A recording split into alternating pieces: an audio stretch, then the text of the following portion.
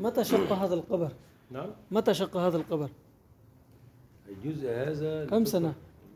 القبر موجود منذ 43 هجرية. نعم يعني فهم يعني هذا صحابة الرسول يعني فاتح مصر. لكن متى شق هذا؟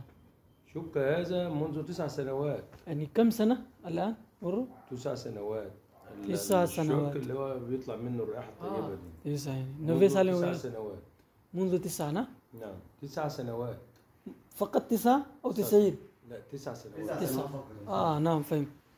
بعد الثمانية نعم؟ 9 بعد الثمانية؟ بعد الثمانية. فاهم نوس عليه فيه فتاة النوس عام 2000 وكان 15 مثلا. تقريبا 15 أو 16 أو 14. أنا 14 عاما يعني 2014 से तकरीबन बता रही है शक हुई है और यहाँ से आज तक खुशबू आ रही है। क्या बात है भाई साहब। शुक्रन हबीबी तक़ब्बल अल्लाह وتقبل جهودك وسعيك فلا تنسونا في دعائك السابق لأنك تخدم لصحابة الرسول صلى الله عليه وسلم. اللهم شكرا. السلام عليكم.